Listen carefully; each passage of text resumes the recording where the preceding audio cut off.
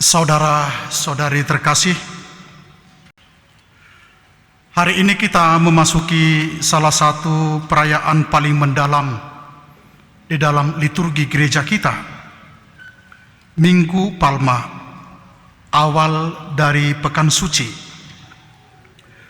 Liturgi kita hari ini terasa unik, namun juga mengguncang dan mencekam.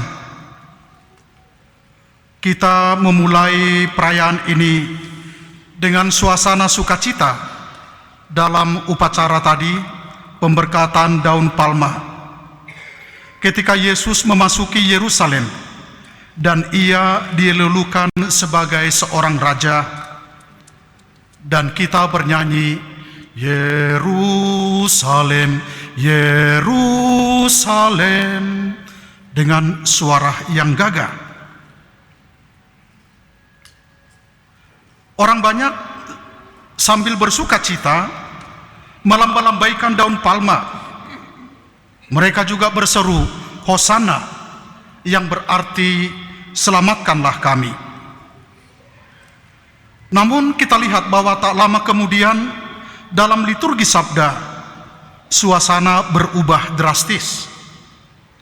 Tadi kita mendengarkan Mazmur dengan lagu yang lebih sedih. Allahku, ya Allahku. Saya tadi melihat ada beberapa yang terharu ketika mendengar nyanyian Mazmur itu. Sebuah perubahan yang sangat drastis terjadi dalam liturgi kita. Lalu kita mendengarkan kisah sengsara, di mana kita menemukan pengkhianatan, penderitaan, penyaliban, dan wafat Yesus. Maka liturgi kita hari ini adalah dari sorak-sorai menuju salib, dari kemuliaan menuju penderitaan.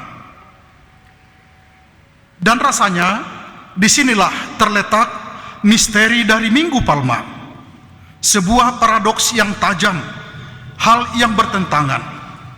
Kita menyambut Yesus sebagai Raja, tetapi sekaligus kita ikut ambil bagian di dalam penyalipannya.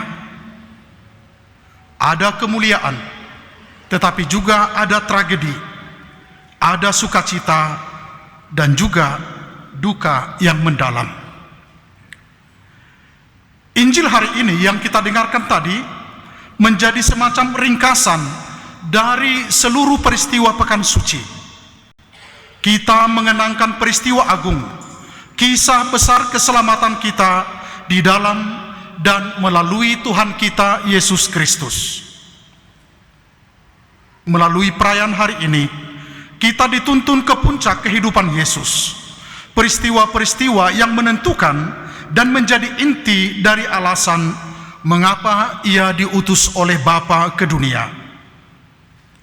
Makna terdalam dari kedatangannya menjadi sangat jelas dalam peristiwa Paskah yang akan kita rayakan. Saudara-saudari terkasih, sekarang marilah kita melihat beberapa hal penting dalam kisah sengsara yang kita dengarkan tadi. Setidaknya ada 3 hal yang menyedihkan yang kita dengarkan di sana, yang pantas untuk kita renungkan dalam kehidupan kita. Yang pertama adalah pengkhianatan, kemudian penelantaran, dan yang terakhir kematian. Pertama, di dalam Injil ada kisah tentang pengkhianatan. Yudas Iskariot adalah salah satu murid yang mengkhianati Yesus. Lalu demikian pula pelindung dari paroki kita, Santo Petrus, murid yang dipercaya, tetapi dia tidak setia untuk berjaga bersama Yesus di Taman Getsemani. Bahkan ia menyangkal di hadapan para pelayan imam-imam besar. Itu peristiwa yang pertama, pengkhianatan. Peristiwa yang kedua, di dalam Injil kita juga menemukan kisah tentang penelantaran. Dikisahkan bahwa banyak orang meninggalkan Yesus. Mereka yang berteriak, "Hosana, Hosana," satu demi satu mengundurkan diri. Bahkan seruan Yesus lantang dan kita mendengar tadi dalam Pasio, "Eloi, Eloi, lama sabachthani," mengungkapkan seakan-akan ia pun mengalami pengalaman ditinggalkan oleh Allah Bapanya. Lalu yang ketiga, kisah itu berakhir dengan penyaliban dan kematian Yesus. Namun kematiannya bukanlah sebuah kematian atau akhir yang sia-sia, melainkan pemenuhan dari seluruh hidupnya.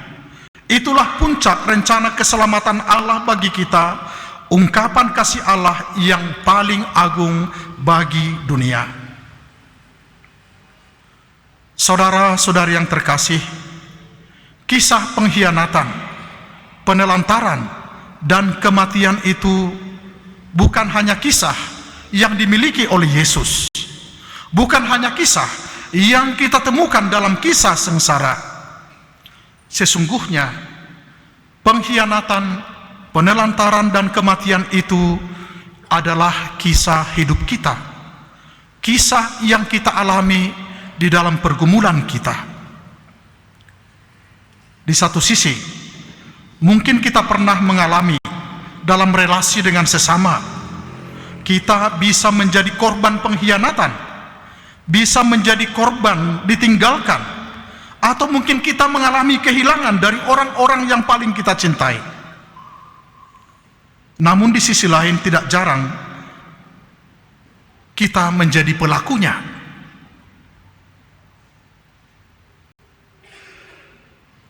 Kita mendengar kisah tentang pasangan yang saling mengkhianati. Kita juga bisa mendengar persahabatan yang hancur karena pengkhianatan, atau bahkan saudara atau saudari yang saling meninggalkan satu sama lain. Semua itu adalah kisah nyata, dan kisah-kisah ini sering menyakitkan, tetapi juga membutuhkan proses pengampunan, seperti pengampunan yang diberikan Yesus kepada mereka yang menyiksanya. Ya Bapa, ampunilah mereka, sebab mereka tidak tahu apa yang mereka perbuat.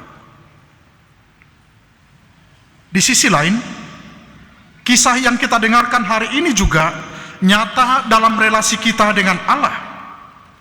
Zaman kita sekarang ini, dengan segala nilai dan arus yang melanda kita, sekularisme, materialisme, individualisme, dan gaya hidup yang menjauh dari Tuhan, dapat membuat kita mengkhianati, meninggalkan, bahkan membunuh Allah di dalam hidup kita.